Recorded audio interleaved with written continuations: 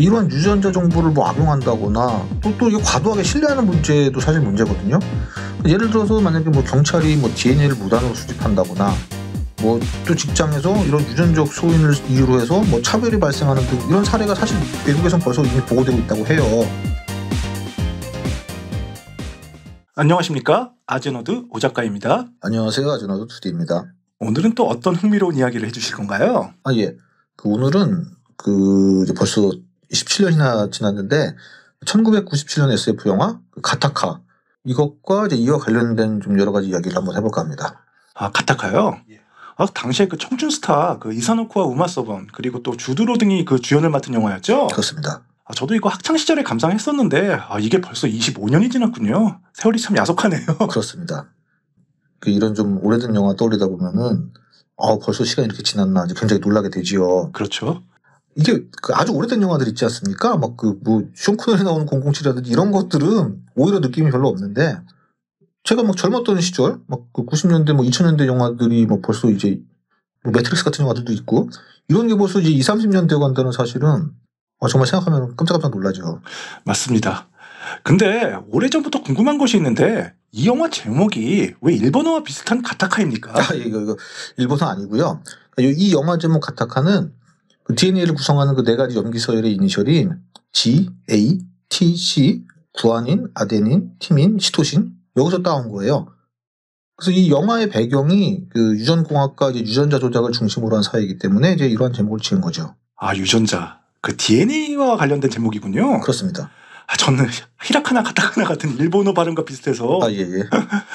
결국 그 영화의 내용과 직접 연관성이 있다는 것인데 영화를 안 보신 분들을 위해 간단한 영화의 내용을 한번 이야기해 주시면 감사하겠습니다. 예. 이거 좀 오래된 영화다 보니까 보신 분들도 많겠지만 그래도 이제 안 보신 분들도 계시니 이제 그런 분들 이제 스포일러 좀 주의 바라겠습니다. 네. 일단 이 영화의 배경은 그렇게 멀지 않은 미래에 우생학이 보편화된 사회예요. 우생학이요? 예. 그거는 인간들 중에 우수한 유전자를 보유한 사람들을 선별하고 개량해서 인류 전반의 유전자 품질을 향상시킬 수 있다고 보는 학문 아닙니까? 열등하게 분류되는 집단의 생식력을 억제하거나 또 반대로 또 우월하다고 생각하는 사람들의 생식력을 또 증진시키는 이런 방법을 통해서요? 그렇습니다. 그러니까 이 영화에서도 보면은 유전적 결정론에 기반한 사회적 불평등과 편견이 만연한 이 미래를 보여줘요. 즉 이제 유전자 조작으로 이제 계층이 나눠지는 이제 디스토피아적 사회를 묘사를 하는데 이렇게 유전자 조작으로 태어난 사람은 유효자, 밸리드로 불리고 그리고 이제 그런 사람들은 이제 모든 것이 우월하다고 여겨지게 되고 전문직 같은 최고의 기회를 얻게 됩니다. 반면 유전적 개입 없이 자연적 임신으로 태어난 사람은 이제 비유효자, 이제 인밸리드로 분류되면 2등 시민으로 취급이 됩니다. 영화 가타카의 미래 사회는 그럼 저런 식의 차별이 법적으로 인정되는 건가요? 그건 아니에요. 법적으로는 이제 유전자 차별은 금지시키고는 있는데 사실은 이제 눈 가리고 아웅인 거죠. 그래서 이제 거의 처벌 없이 유전자 위주로 사람들을 구분하는 것이 이제 만연된 사회로 묘사가 됩니다. 영화에서 이사노쿠가 연기한 주인공은 유전자 조작 개입 없이 태어난 비유효자죠, 그럼? 그렇습니다. 이사노쿠가 맡은 주인공 이제 빈센트 프리먼은 자연적으로 임신되었고 유전적 프로필상으로는 고작 30.2년의 추정 수명을 가진 철저한 이제 무효자, 인밸리드로 태어나요. 생존 기간도 정해지나 보군요. 그렇습니다. 다 유전적으로 확인이 가능한 거죠. 저 시대에는. 그래서 당연히 이제 이 부모는 이제 이런 결정을 이제 후회를 하면서 유전적 선택을 사용해서 이제 두 번째 아이인 안톤 주니어를 이제 임신을 해요. 그래서 이제 애가 태어나고 그래서 이 두 형제는 자라면서 이 둘이 이제 가끔 이제 심심하면 이제 가능한 한 먼 바다로 이제 헤엄쳐 나가는 치킨 게임을 합니다. 당연히 주인공 빈센트는 이제 무효자니까 이제 항상 지게 되죠. 유전적으로 열등하니까 그럴 수밖에 없겠네요. 그렇습니다. 하지만 성인이 되어갈 무렵에 이제 빈센트는 이제 동생 안톤에게 이 치킨 게임을 다시 도전해서 이때는 이겨요. 그래서 이제 동생 안톤은 이제 물에 빠져 죽을 뻔하는데 이 직전에 이제 빈센트에게 구해지고 이후 이제 빈센트는 이제 자신의 꿈인 이제 우주 비행사가 되기 위해서 이제 집을 떠나게 됩니다. 당연히 저런 비유효인이 우주 비행사가 되긴 힘들겠죠. 그렇죠. 그런 사회니까. 그래서 일단 청소부로 시작을 하다가 이제 몇 년 지나서 주인공이 우주 항공 대기업인 이 가타카 항공 우주기업의 사무실 청소를 하게 되는 이제 기회를 얻게 돼요.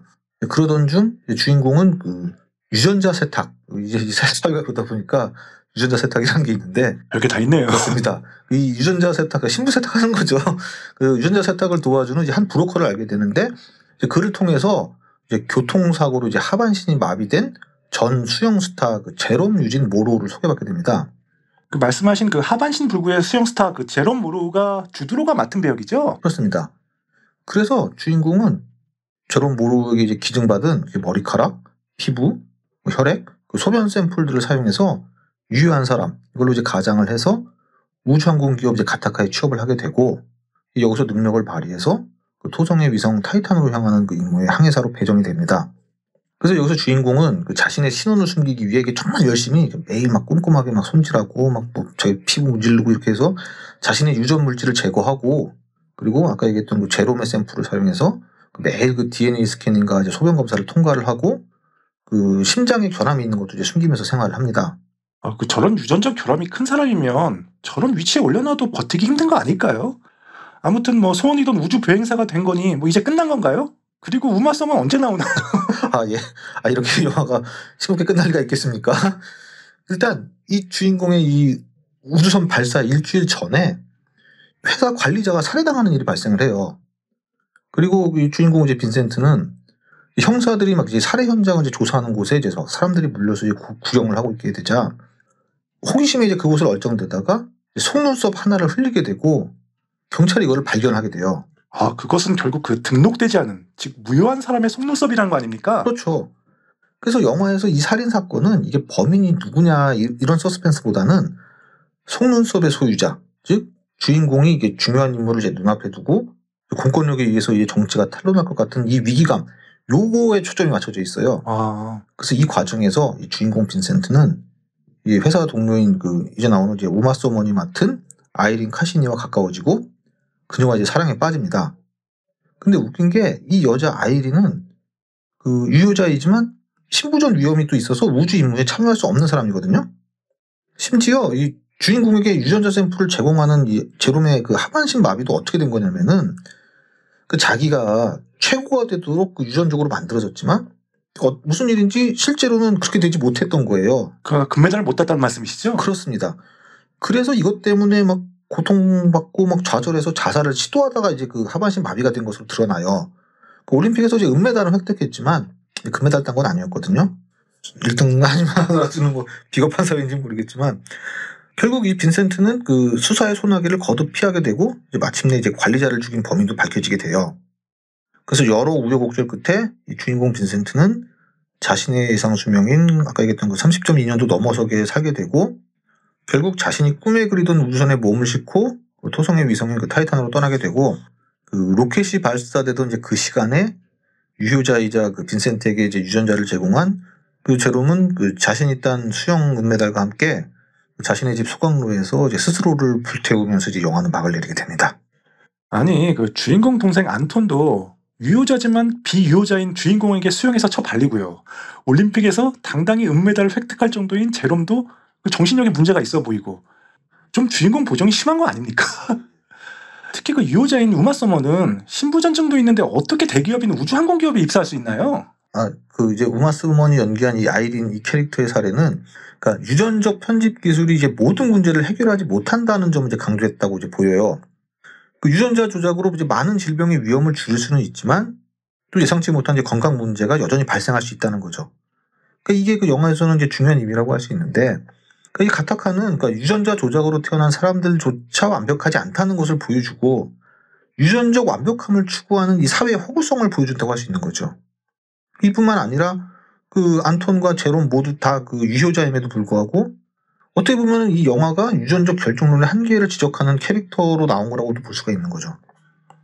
그러면은 영화는 그렇다고 치고 실제로 그럼 과학적으로 유전자 결정론은 잘못된 연구 결과인가요? 이 유전자 결정론의 이 정확성에 대해서는 사실 과학계에서도 이제 복잡한 견해가 있어요. 그래요? 예, 그러니까 간단히 말해서 유전자 결정론이 또 완전히 틀렸다고 할 수는 없지만 동시에 또 전적으로 옳다고 할 수도 없다는 거죠. 쉽게 말해서 가족력으로 암과 같은 질병이 후손들에게 영향을 준다는 것은 맞지만 그렇다고 부모님이 모두 암에 걸리셨다고 해도 그 자식들이 평생 암에 안 걸리는 경우도 또 있는 거 아닙니까? 그런 경우도 많잖아요. 많죠. 그러니까 결론적으로 이 현대 과학은 유전자가 이렇게 중요한 역할을 한다는 것을 인정하면서도 그 환경과 개인의 선택, 이것도 역시 중요한 요소라는 것을 이제 강조하는 거죠. 따라서 이 순수한 형태의 유전자 결정론은 이게 과학적으로는 이게 지지되고 있지 않는 대신 유전자와 이제 환경의 복잡한 상호작용이 이제 우리의 특성을 형성한다는 견해가 더 널리 받아들여지고 있는 이제 경향이라고 할 수 있습니다. 그 말씀드렸지만 그럼에도 영화가 너무 그 비유효인, 즉 유전적 결함이 있는 주인공을 너무 그 자기적으로 유리하게 그린 것 같은 그런 느낌도 없지 않아요. 그렇습니다. 이 가타카가 보여주는 이 유전학의 좀 지나치게 단순화된 이미지는 이건 비판도 많이 받거든요. 그 유전 연구자들과 이제 뭐 생식 내분비학자들이 말하기로는 이 영화가 유전 정보가 모든 것을 결정하는 것처럼 뭐 영화에서는 묘사를 하지만 실제로는 그 앞서 설명드린 것처럼 그 유전자는 단지 하나의 요인일 뿐이고 환경적인 요소와 이제 상호작용한다고 이제 설명들을 해요. 유전학의 복잡성을 이제 이해하지 못한 채 유전자만으로 이제 뭐 모든 것을 설명하려는 태도는 오히려 이게 잘못된 이해를 불러올 수 있다고 이 영화를 이제 비판하는 사람들도 많아요. 하지만 이제 이런 단점에도 불구하고 이 가타카는 이게 유전적 정보가 이제 삶의 가능성을 제한할 수 있다는 점에서 윤리적 경고를 던지는 영화로서의 이제 의의가 있죠. 그 주인공 그 빈센트의 이야기에서 볼 수 있듯이 그 유전적 한계를 넘어 이제 뭐 꿈을 이루는 가능성도 함께 보여주면서 유전 정보가 이제 우리의 운명을 또 완전히 결정짓는 것은 아니라는 메시지를 통해 그 유전적 다양성과 이제 뭐 개개인의 잠재성을 존중하는 그런 사회가 필요하다는 것을 이 영화는 뭐 강조한다고 생각이 됩니다. 그렇군요. 이 영화 가타카도 그 당시의 유전공학 이슈에 많은 영향을 받았다고 알려져 있는데요. 예. 27년이 지난 지금에도 이 영화 가타카의 이런 메시지가 여전히 유효할까요? 예, 말씀하신 것처럼 이 영화가 개봉하던 이 90년대에는 그 실제로 유명한 유전학 관련 사건들이 많았던 때예요. 그 대표적인 것이 그 1990년 그 인간 게놈 프로젝트 시작한 거, 그리고 또 정말 유명한 그 돌리 양 그 복제 성공한 거. 아, 그게 이때쯤이군요. 그렇습니다. 90년대 사건이고, 그리고 이게 영화 개봉 후인 그 최근에는 크리스퍼 캐스9이라는 그 유전자 편집 기술 개발 등이 이제 있었습니다. 유전자 편집 기술인 뭐 크리스퍼? 이게 뭡니까? 이게 크리스퍼는 이게 특정한 DNA 서열을 이제 정밀하게 잘라내고 수정할 수 있는 이제 유전자 편집 기술이에요. 정말 그 DNA를 그 서열을 잘라내고 해서 한다는 건데, 그러니까 이 기술의 이름은 클러스터드 레귤러리 인터스페이스드 숏 그 펠린드로믹 리피치의 약자로서, 그러니까 이게 원래는 박테리아가 이제 바이러스에 감염됐을 때 그 바이러스의 DNA를 기억하고 이제 방어하는 이 면역 시스템, 여기서 발견된 거예요. 이 크리스퍼는 이제 캐스9이라는 효소와 함께 작동을 하는데, 이 효소는 그 DNA를 자를 수 있는 이제 가위 역할을 해요. 가위요? 예. 그러니까 이 기술의 원리는 간단하죠. 유전자를 자르고 한다는 거기 때문에 유전자 조작이 정말 이제 매우 쉽고 이제 정확해지는 이제 계기가 마련된 거죠. 그래서 이게 여러 생명공학 분야에서 활용되고 있고, 질병 연구, 그 외 뭐 유전자 조작으로 많이 하는 또 농업, 그리고 뭐 인간 유전자 치료 등 다양한 분야에 적용되고 있어요. 예를 들어서 뭐 유전 질환의 원인이 되는 유전자를 교정하거나 뭐 특정 유전적 변이를 가진 작물을 개발하는 데 사용될 수 있죠. 좋은 거잖아요, 그럼. 그렇지만 이런 거에 항상 따라다니는 게 뭐겠습니까? 이 크리스퍼는 윤리적 논란도 동반을 하죠.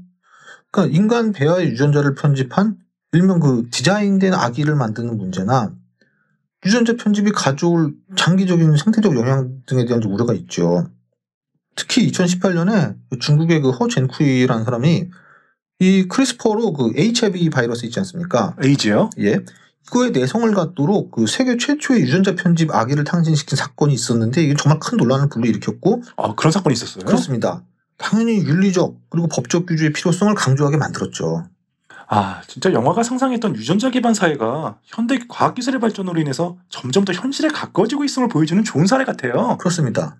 그러니까 실제로 이게 현대에서도 이제 개인의 유전 정보가 이제 상당히 중요해졌어요. 이러한 유전자 정보를 뭐 악용한다거나 또 이게 과도하게 신뢰하는 문제도 사실 문제거든요.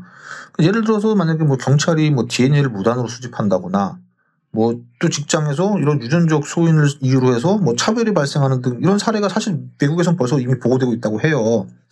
그러니까 이런 것들은 그 영화에서 보여준 정말 유전자 기반의 이 사회적 차별이 실제로는 이제 법적으로 금지되어 있음에도 불구하고 여전히 현실에서도 발생할 수 있다는 점이고요. 동시에 그 유전학 기술의 발전이 가져올 수 있는 이런 윤리적 사회적 문제를 여전히 이제 고민해야 하는 이제 메시지라고 생각을 합니다. 영화가 정말 27년이 지난 지금도 현실과 참 맞닿아 있다는 생각을 지울 수가 없네요. 그렇습니다. 그럼 마지막으로 영화 감독 이야기를 좀 빼먹은 것 같은데 간단히 한번 말씀해 주시면 감사하겠습니다. 아, 예, 이 영화 감독, 이거 앤드류 니콜은 그 1964년 그 뉴질랜드 태생의 감독입니다. 이 감독이 유명한 것은 어떻게 보면 이제 이 영화보다 이 바로 다음 해에 개봉한 그 유명한 트루먼 쇼, 이 트루먼 쇼의 각본을 집필하고 공동 제작했다는 데 있다고 할 수 있죠. 그래서 이 트루먼 쇼로 그 아카데미 각본상 후보에 올랐고 그 영국 영화 텔레비전 예술 아카데미 그 최우수 각본상도 수상을 했습니다. 이후 또 이제 감독으로는 그 니콜라스 케이지가 주연을 맡았던 그 2005년작 영화 그 로드 오브 워가 있고 또 2011년에 그 저스틴 팀버레이크가 주연을 맡았던 SF 영화 인타임이 유명합니다. 그렇군요. 오늘 말씀 잘 들었습니다. 오늘은 그 SF 영화 가타카와 그 유전공학에 관한 이런저런 이야기를 한번 나눠봤습니다.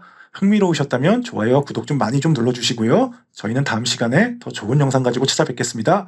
지금까지 아제너였고요. 시청해주셔서 감사합니다. 감사합니다.